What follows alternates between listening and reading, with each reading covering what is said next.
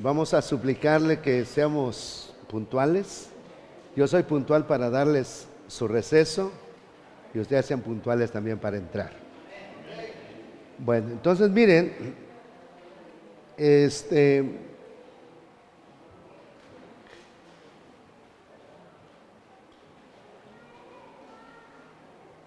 sigamos leyendo. La Biblia, a primera vista, parece ser una colección de literatura, principalmente judaica. Los escritos mismos pertenecen a una gran variedad de estilos literarios, incluyendo historias, leyes civiles, penales, éticas, rituales y sanitarias. Si nosotros hemos leído la Biblia, en Levítico entran sobre las leyes, cómo es que el pueblo debía de cuidar, ¿cómo te explico? Habían leyes en los cuales, mira, la Biblia enseña de que en el desierto tenía que hacer su necesidad. Decía, bueno, ¿a dónde vamos? Ahora escuchen bien, pongan atención. Dentro del pueblo del Señor estaba, hermano, se movía él en su pueblo, se movía él. Entonces ellos decían, bueno, ¿cómo podemos hacer para que entonces podamos tener una higiene?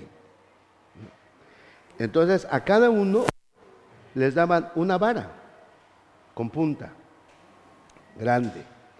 Se iba al desierto, y entonces había un agujero como la macana. Había un agujero, lo hacía grande y ahí hacía su necesidad y lo tapaba como el gato.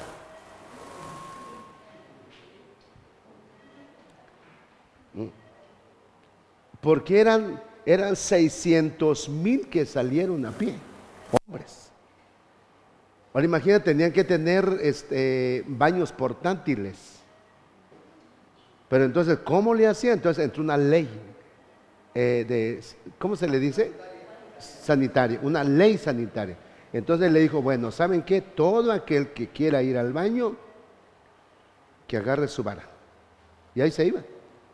Porque puro desierto, ¿ves? ¿Dónde iban? No había agua para ponerle agua a la taza. Sino que cuando miraron que alguien iba con su vara, ay, ¿hacia dónde va? Entonces, bueno, aquí en confianza, ¿va? Y tenía que atinarle, hermano. Entonces hacía el agujero, porque tenía que estar limpio. Oigan lo importante, tenía que estar limpio, sin mal olor, porque Dios se movía con ellos. Entonces en la noche se presentaba como una antorcha encendida y en el día como una nube. Entonces decían ellos, tenemos que tener bastante limpieza dentro del pueblo. Entonces por eso dice leyes sanitarias. Entonces habían diferentes leyes.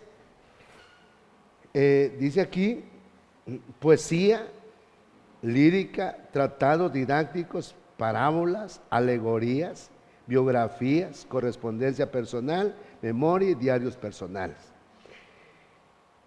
Sigamos leyendo la otra estrofa. Dice, al comparar la Biblia con los grandes libros del mundo occidental, y si coleccionamos 10 de estos autores que pertenecieron todos a la misma clase social, que fueran de la misma generación, del mismo lugar, de la misma época, que tuvieran el mismo estado de ánimo, que fueran el mismo continente, que hablaran la misma lengua y que trataran de, dice, solamente un asunto de controversia, se mostrarían ellos, dice, los autores, ¿de acuerdo?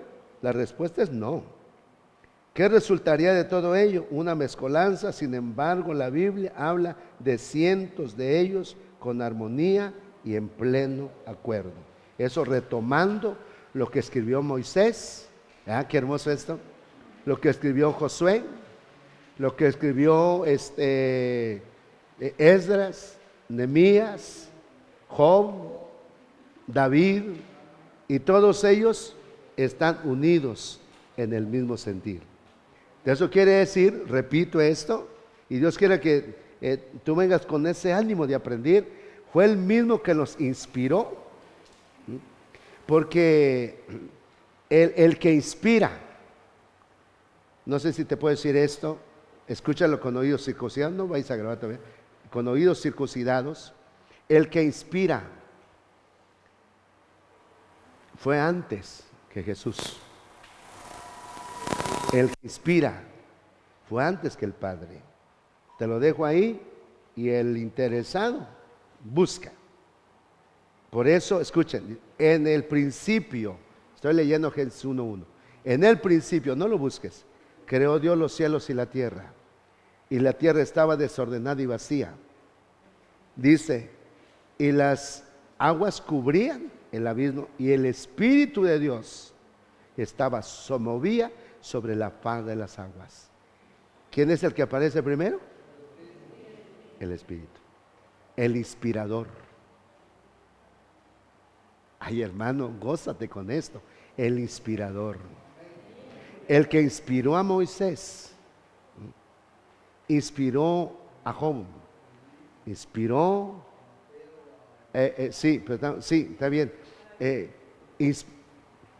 a David, a los profetas mayores, fue inspirando a ellos. Qué hermoso es. Por eso es que a pesar de cientos de años de separación, las escrituras concuerdan. Entonces no fue invento de ellos, fue inspiración de Dios. Aleluya, hermano. Entonces gózate, porque en tus manos tienes un libro inspirado por Dios, que se llama Biblia. Recurramos a Él todos los días de nuestra vida, porque Él te enseña desde el principio hasta el final de tu carrera, el principio de tu ministerio y el final de tu ministerio, el principio de tu matrimonio hasta el final de tu matrimonio, el principio de tu familia hasta el final de tu familia, el principio de tu vida como hombre, como cristiano y como el final también. Y te enseña qué lugar quieres escoger: un lugar lejos de Dios, un lugar cerca de Dios. Y te dice esa palabra: en tu boca tienes el poder de la muerte y de la vida. Y dice Dios: habla la vida. Aunque tenga dos caminos, elige el camino correcto. Di amén, hermano, elige el camino correcto. Aunque Dios te dice: tienes el camino ancho y el camino angosto, elige el camino angosto. Aunque dice: tienes el poder de hablar muerte y vida, y dice el Señor: yo te invito que hables vida.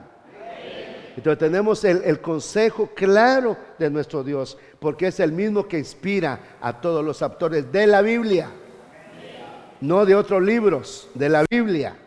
Es el mismo que inspira a todos, y procuremos que Él mismo sea el que te inspire cuando prediques, que Él mismo te inspire cuando colabores, que Él mismo te inspire cuando cantes, que Él mismo te inspire cuando adores, que Él mismo te inspire cuando profetices, que Él mismo te inspire, hermano, cuando hables tus lenguas, que Él mismo te inspire cuando aconsejes, que sea Él mismo que inspiró en el Antiguo Testamento, que nos siga inspirando hasta el día de hoy.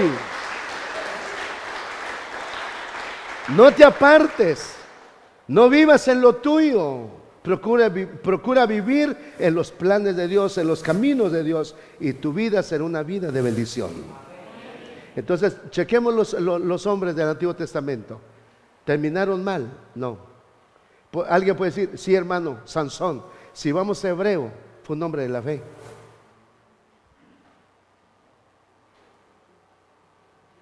Pero es que, hermano, falló, sí.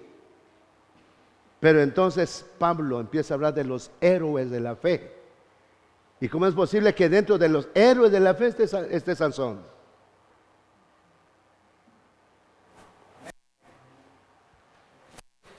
Procura entonces que tu forma de vida sea de acuerdo a la palabra. Él te va a inspirar todos los días de tu vida.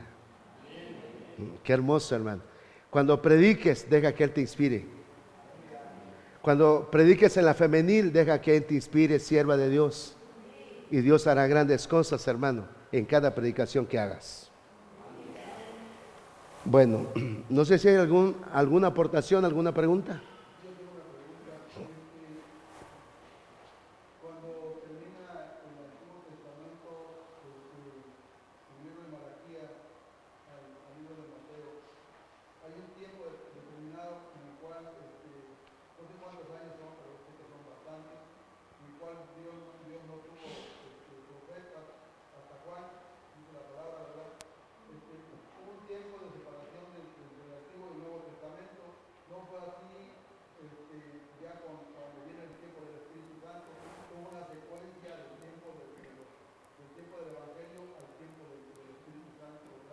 Entonces, esa, ese tiempo que Dios prácticamente no le habló a su pueblo a través de los profetas, ese tiempo, ¿por qué se dio, mi amado hermano?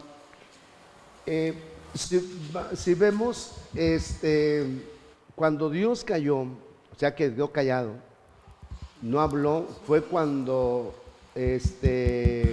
Abraham desobedeció. Le dijo Dios a Abraham, deja tu pariente, si por ahí me lo buscas se lo voy a hacer, deja tus parientes, deja tu parentela, deja tus tierras, deja todo eso. Entonces Dios fue claro con Abraham que le dijo, vete solo.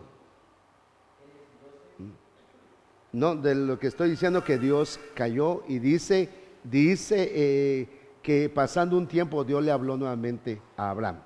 No sé si estamos en el mismo sentir para que busques esa cita. Entonces, mire, hermano Arturo, Dios dice que no le habló a Abraham. ¿No? ¿Por qué no le habló? Por causa de la desobediencia. Entonces, cuando fue decayendo la iglesia, que eso lo vamos a ver en estudios más adelante, habla de la decadencia, que a los 100 años, después de que vino el Espíritu Santo, el apóstol Juan falleció, fue el último de los apóstoles. Entonces vino la decadencia de la iglesia, fue el silencio de Dios.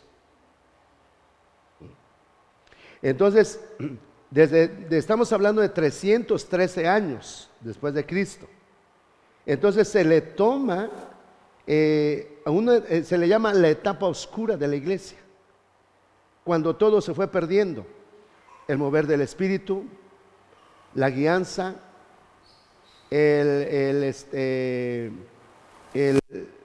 la inspiración, los dones, todo eso fue acabando. Entonces decayó desde el año 313 hasta que el Señor inspiró a un hombre llamado Martín Lutero. Y Dios le revela entonces ahí ya la palabra y que lo primero que le reveló fue la fe. Ahora, ¿por qué la fe? Porque la fe es el cimiento de todo. Entonces Dios le revela en 1517 y comienza la etapa de la restauración, pero desde 1313, antes de 1313, hubo un silencio. Y estamos hablando de nuestros tiempos, después de la venida del Espíritu Santo. ¿Pero por qué?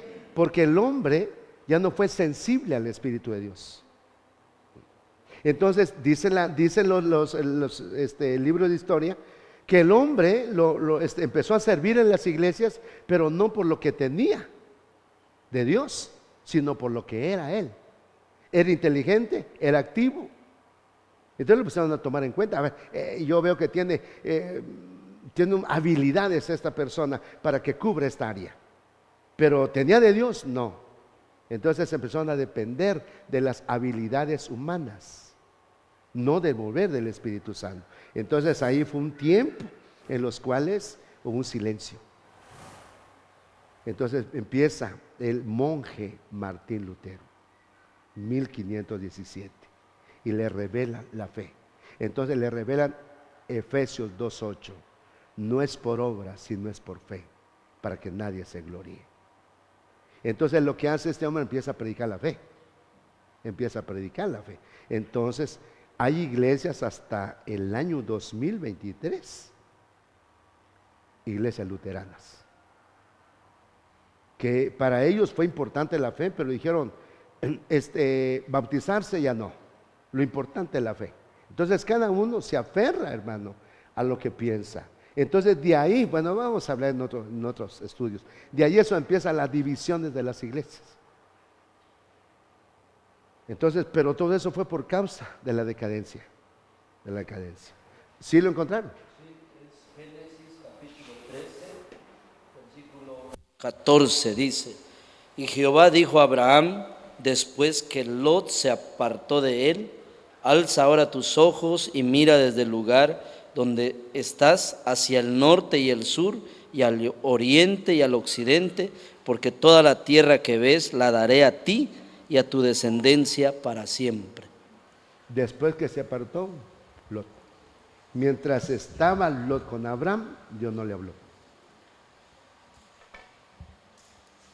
Un tiempo de silencio por desobediencia. Por desobediencia.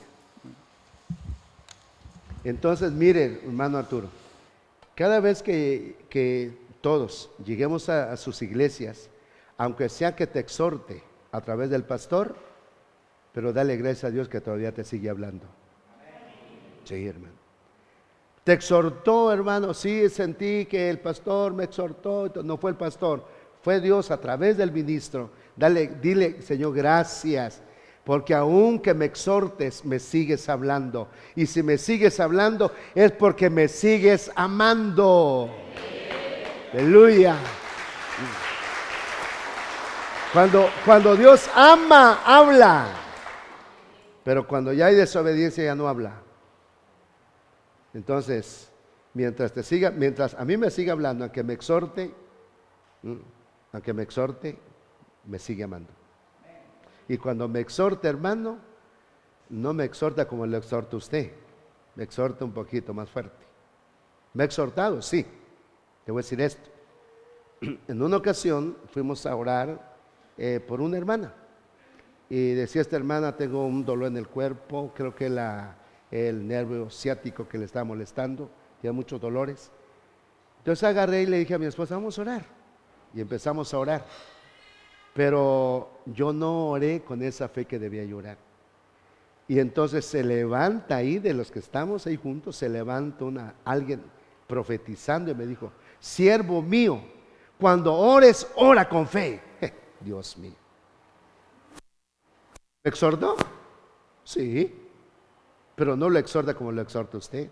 A usted lo exhorta sentado y solito usted dice, Dios me está hablando. Pero delante de los demás, ¿quiere que lo exhorte como me exhortan a mí?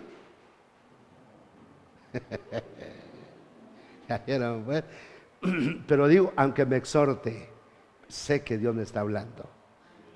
Y eso me lleva a componerme. Eso me lleva a ser diferente. Bueno, vamos rápido porque ya se nos van 20 minutos. ¿Sí? Los libros de la Biblia son 66. ¿Cuántos? 66. Sí. De Génesis, Apocalipsis. Los libros apócrifos salió de una versión, de una revisión, o lo pusieron en la mesa los libros para seleccionar de acuerdo a la guianza, ¿no?, del Espíritu, o cómo fue. No, fueron así como tú dices, parte, como los que estaban en la traducción de la Biblia. No creas que dijeron, bueno, muchachos, por decir, mañana vamos a seguir traduciendo la Biblia, amén. Bueno, se levantaron a las 7 de la mañana, tomamos nuestro café, tomando café, seguimos trabajando. No, ellos estaban en ayuno, en oración, porque sabían lo que estaban haciendo. Entonces, por eso es que el Espíritu Santo los llenó, los dirigió. Entonces ellos discernían qué lectura era de Dios y cuál no era de Dios. Y entonces todo lo que venía bajo ese sentir del Espíritu que ellos tenían, decían, esto es para la Biblia, para el canon. Y esto no, esto sí. Entonces vamos a hablar ratito de esos libros. Pero ahorita, si se dan cuenta, sale el Evangelio de Judas. ¿Hay un Evangelio de Judas? Sí, hay. No sé si alguno lo ha escuchado, lo ha leído. ¿De qué habla?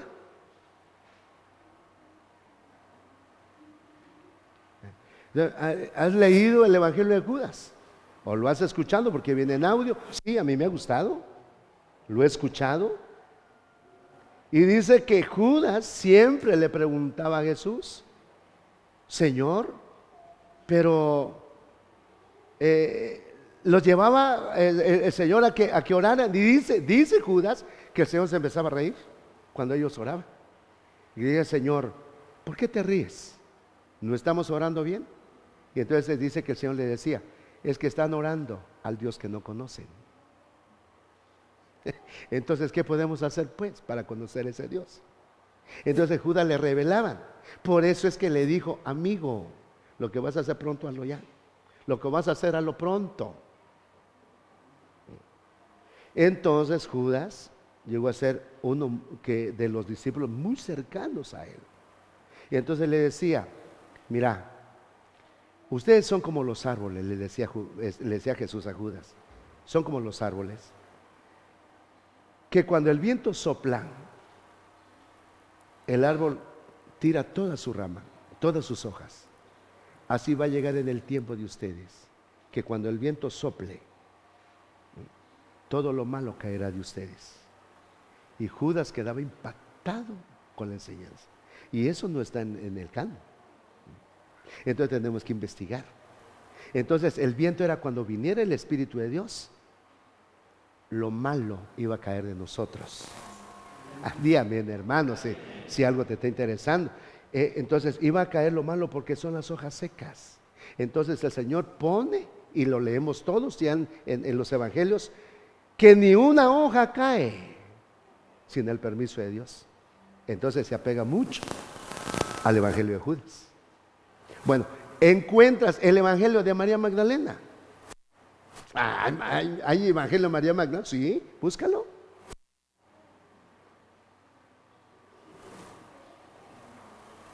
Bueno, he leído en ocasiones algunas partes del evangelio de María Magdalena. Sí, porque debo de prepararme.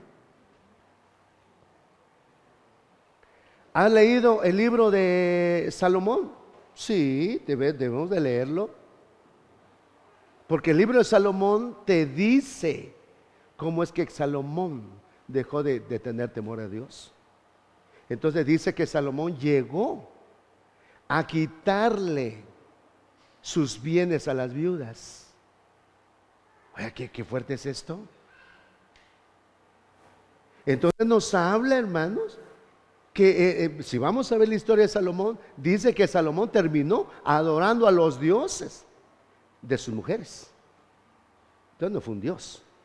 Si tenía, ¿cuántas mujeres tenía Salomón? Solo con 100 mujeres que hubiera tenido, 100 dioses tenía, hermano. Entonces dice que les inclinó a adorar a los dioses de sus mujeres. Entonces cayó de la gracia. Bueno, hay mucho que aprender, pero yo te dejo esto. ¿Otro comentario, pregunta que tengan por ahí?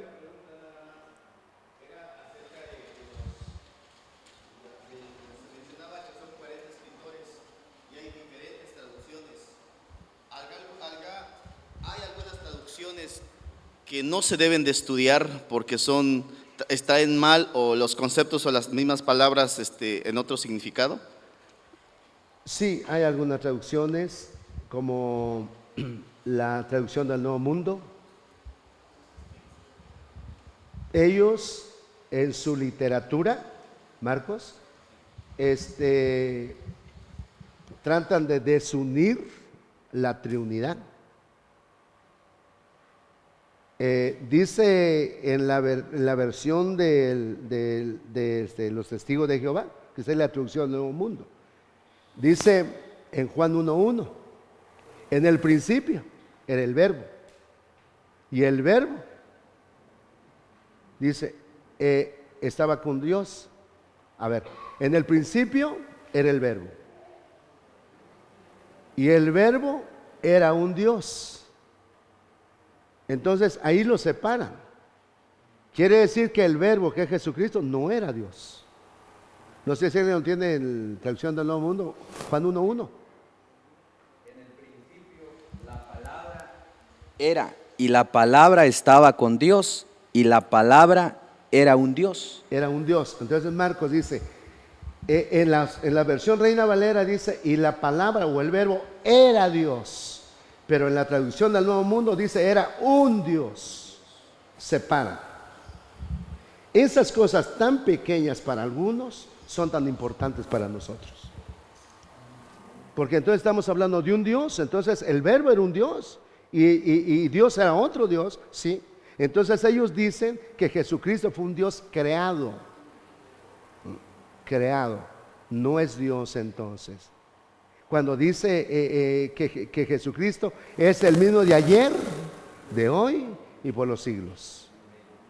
Entonces Jesucristo es Dios. Por eso dijo en el Evangelio de Juan, dijo, sus discípulos, Señor, muéstranos al Padre y con eso nos basta. Jesús le dijo, el que me ha visto a mí, ha visto al Padre. Alguien que diga tan siquiera aleluya, hermano. Entonces estaba diciendo el Padre, Jesús, el Padre y yo uno somos. Porque si me has visto a mí, has visto al Padre. Estamos hablando de una deidad. Entonces, qué importante es esto. Entonces, volvemos a repetir la traducción del Nuevo Mundo. En el principio la palabra era, y la palabra estaba con Dios, y la palabra era un Dios. Era un Dios. Entonces, Marco, la diferencia es que la versión Reina Valera, si alguien lo tiene, la Reina Valera. En el principio era el verbo era con Dios, y el verbo era Dios. Ahí está, era Dios.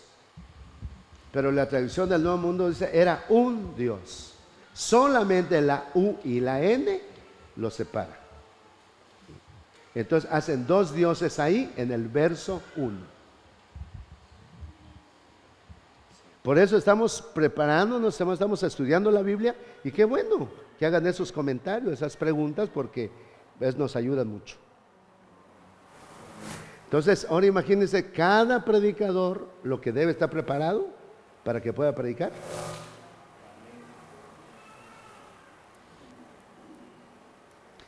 Alguno va a decir, sí, hermano, pero creo que ya llegando voy a hablar con mi pastor y ya no voy a predicar. ¿Qué tienes que hacer? Prepararte. Alguien puede decir, bueno, es que el hermano sabe mucho. Es que he estudiado. Estudiando, investigando, pues se logra aprender. Amén. Bueno, ¿seguimos?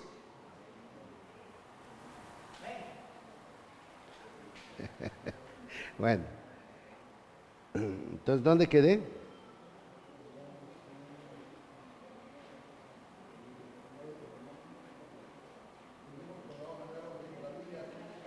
A ver. Ya. Bueno, la Biblia es única.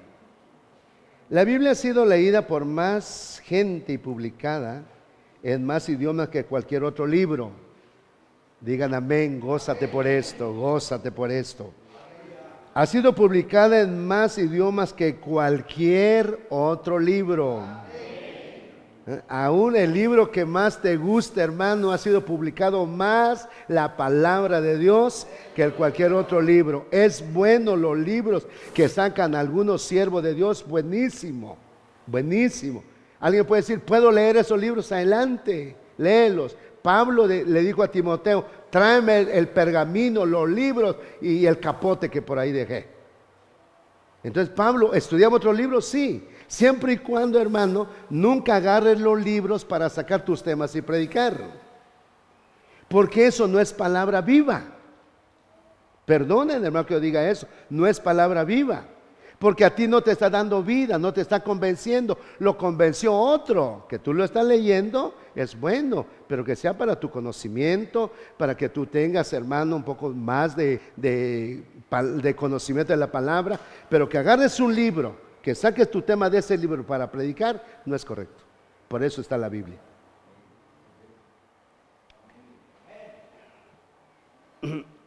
Entonces, no hay absolutamente ningún libro que alcance o comience siquiera a compararse en circulación con las Sagradas Escrituras. Aleluya.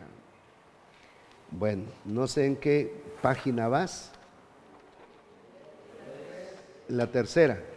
Bueno. ¿Cómo se leerá ese nombre?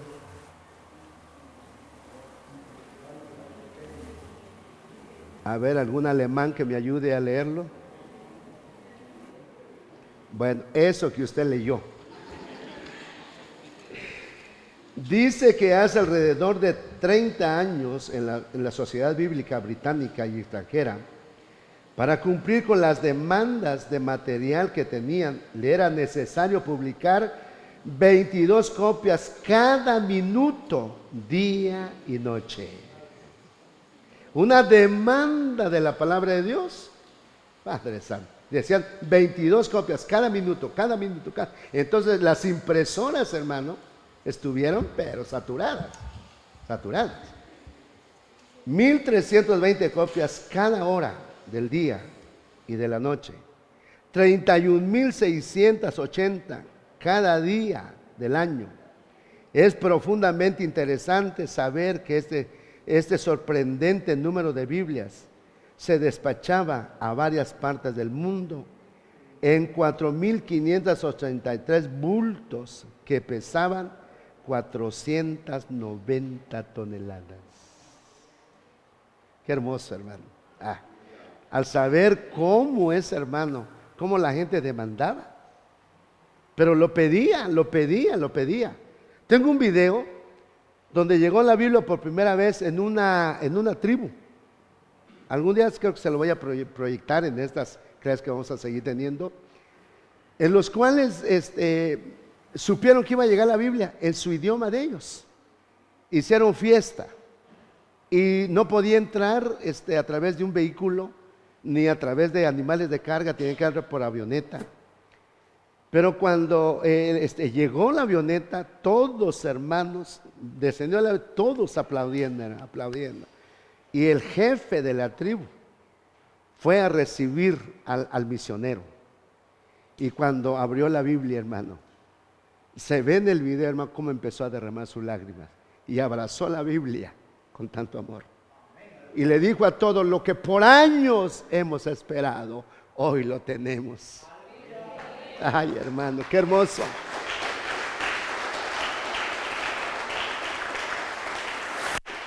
Imagínate qué hermoso, hermano, lo que por años habían esperado. Había llegado la Biblia en su lengua de ellos. Y entonces llevaron cajas, hermano. Y entonces toda esa tribu empezó a leer la Biblia. Dios quiera que esta tribu lo leamos todos también.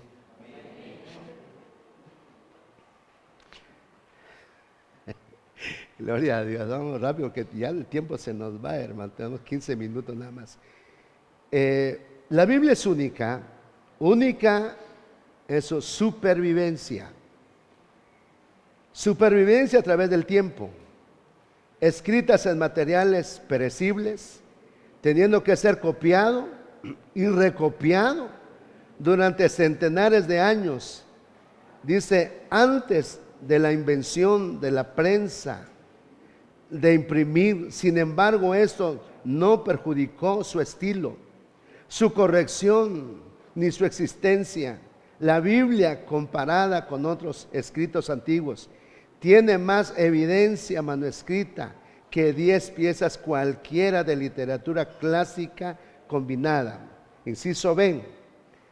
Supervivencia a través de la persecución.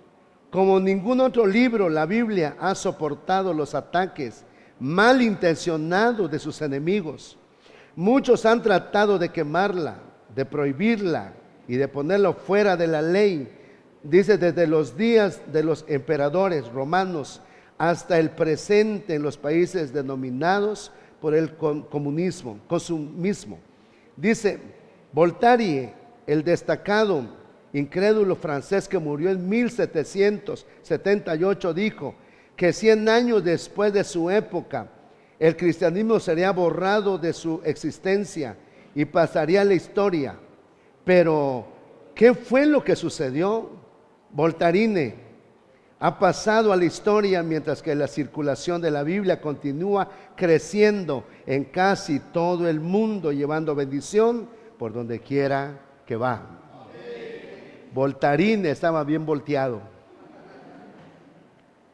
No sabía lo que decía. Sin embargo, él se atrevió a decir, ¿cómo dice aquí? Dijo que 100 años después de su época, el cristianismo sería borrado de la existencia y pasaría a la historia. Hermano, el Evangelio, la Biblia, la palabra de Dios nunca va a pasar a la historia, porque la palabra es Dios. Entonces jamás perderá su poder, jamás perderá su esencia. La esencia en las cuales fue escrita es la que todavía permanece hasta el día de hoy. Entonces es imposible, hermano. Yo recuerdo cuando estaba trabajando con el apóstol Guillermo allí en San Cristóbal, llegó una persona y nos dijo, hermanos, traigo muchos Nuevos Testamentos para que repartan a la iglesia. Entonces le dije, bueno, gracias. Y entonces alquilamos un camión de 3 toneladas. Y me dijeron, el camión se lo damos, pero no tenemos chofer. Entonces me dijo el apóstol, ¿quieres llevarlo tú? Me dije, sí. Entonces era el hermano, porque me iba a mostrar dónde íbamos a recogerlo en Tuxtla. Y nos fuimos, y ¿sabe qué es lo que me dijo el hermano? Hermano, le voy a pedir de favor, sea muy prudente en manejar el carro, pero por favor se lo ruego.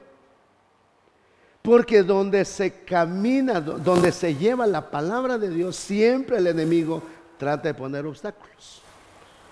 Y yo me confié, le dije, también no se preocupe. Mire, muchas veces nos da un consejo que nosotros lo miramos común. Y él me dijo, casi rogando, me dijo, tenga mucho cuidado, sea muy prudente. Bueno, le dije, está bien, vámonos pues. Nos fuimos. Llegamos en la colonia donde íbamos a subir las cajas, subimos bastantes cajas. Y nos veníamos ya de regreso. En la salida de Tuxtla, estaban componiendo, lleva un solo carril. Entonces el embotellamiento del tráfico era mucho.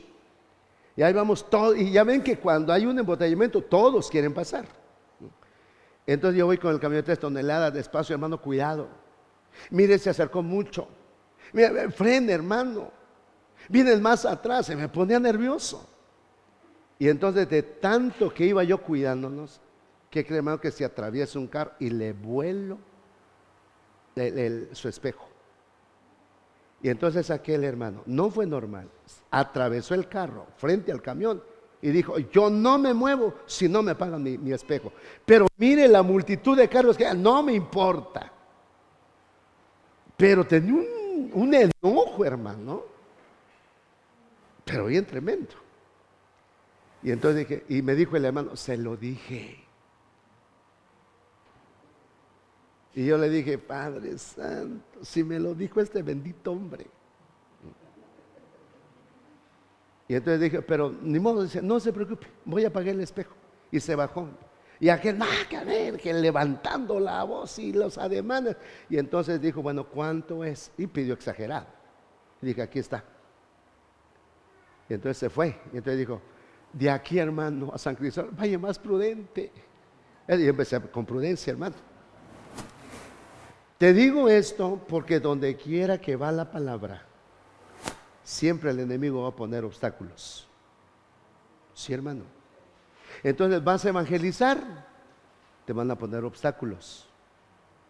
Por eso es necesario entenderlo. Te van a poner obstáculos. Tú tienes que ser sabio, inteligente, prudente. Porque lo que trata el enemigo, que dice en Corintios, el Dios de este siglo, ha cegado el entendimiento de los incrédulos para que no les resplandezca la luz del Evangelio.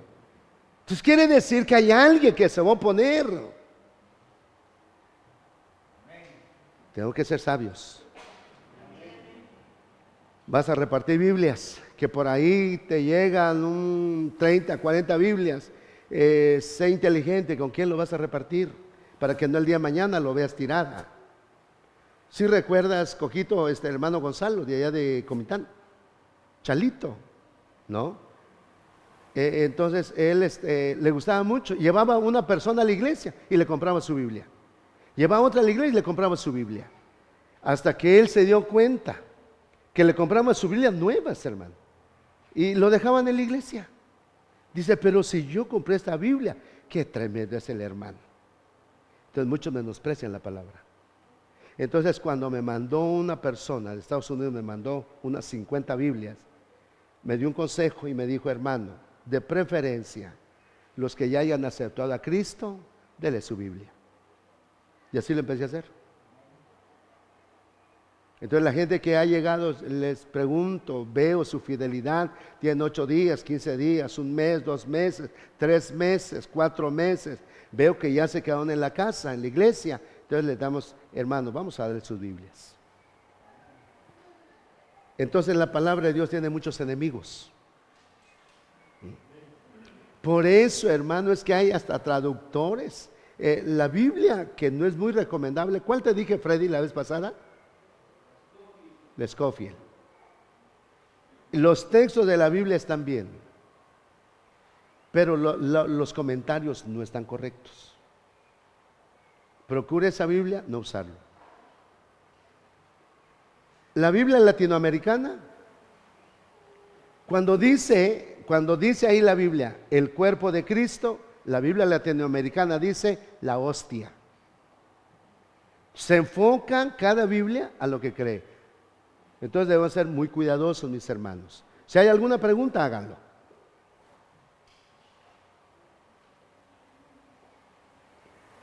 No hay. Seguimos entonces.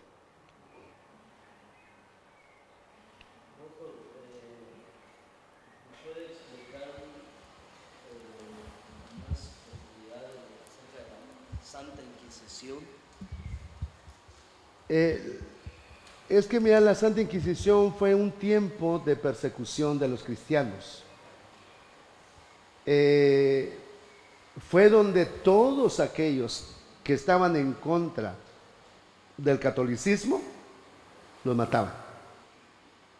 Y los mataban porque les creían ellos que eran herejes. Todo aquel que no estaba de acuerdo al catolicismo era un hereje. Entonces tenían diferentes torturas. Los quemaban en hogueras, en la dama de hierro, en el potro, los desmembraban, les quitaban la piel vivos. Entonces fue una tortura que se presentó en aquel tiempo, pero fue el catolicismo queriendo gobernar en todo el mundo. Eso se llamó la Santa Inquisición.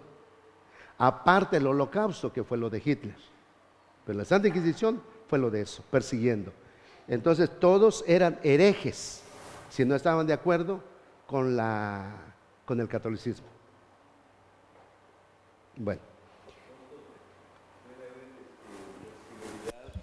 ¿Que vuelva eso por la persecución de la iglesia que viene en lo posterior? Por la religión única que va a quedar, según. Muy buena pregunta. Todo eso se va a presentar nuevamente en la tribulación.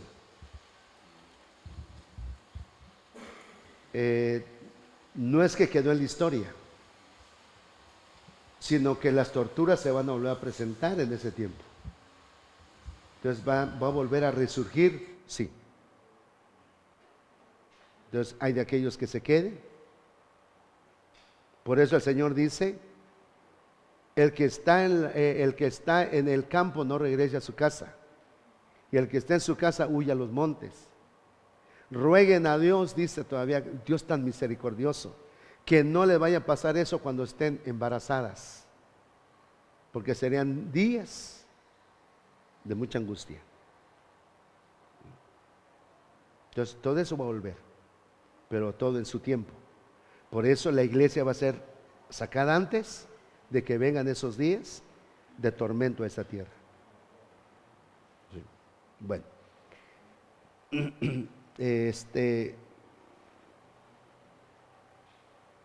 bueno, ¿dónde estamos? La autoridad de la Biblia durante 2000 años, sí vamos ahí, ¿verdad? Bueno, durante 2000 años ha pasado por todo tipo de escrutinio posible de la arqueología, la ciencia, la filosofía, las computadoras, y sin embargo, a pesar de todo de esos ataques, la Biblia demuestra ser verdadera vez tras vez. Un párrafo. En el año 303. Bueno, muy bien. En el año, es que ya quiero terminar. En el año 303 después de Cristo, Diocleciano expidió un edicto para destruir a los cristianos y a su libro sagrado. Ordenó que las iglesias fuesen demolidas y los escritos fueran destruidos por el fuego. La ironía histórica del anterior edicto para destruir la Biblia es que Constantino, el emperador que siguió a Diocleciano 25 años más tarde, comisionó a Eusebio para que preparara 50 copias de la escritura a expensas del gobierno. Bueno, entonces en este tiempo del emperador, él cambió todo. Entonces, mire, el emperador perseguía a los cristianos, pero no, sí, el emperador perseguía a los cristianos. Ahora los cristianos perseguían a los católicos, porque cuando dijo el emperador que era correcto, era verdad la palabra de Dios, dijo: ninguno que se quede del catolicismo quiere un imperio, todos van a ser cristianos. Entonces esto los metió a la fuerza. Querer y no, tuvieron que ser. ¿Vas a la iglesia? Pues sí. ¿Y cómo te parece? Mal, pero ¿qué voy a hacer? ¿Ya te convertiste? ¿Qué cosa es eso? ¿Naciste de nuevo? No sé qué es eso. Pero como el gobernador había dicho que todos tenían que llegar, todos tenían que llegar.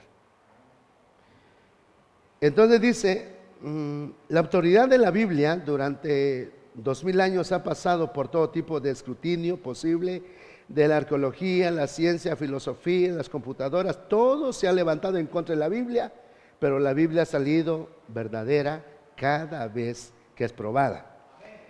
Las investigaciones arqueológicas del Medio Oriente han demostrado que la Biblia es verdadera y precisa, indefectiblemente, en sus descripciones históricas. Nelson Gluck, un famoso arqueólogo judío, dice: ningún descubrimiento arqueológico ha negado alguna vez mala referencia bíblica.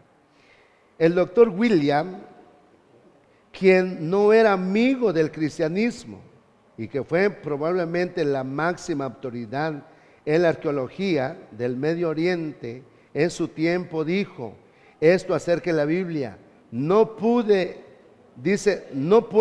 haber ninguna duda que la arqueología ha confirmado la historia sustancial del Antiguo Testamento.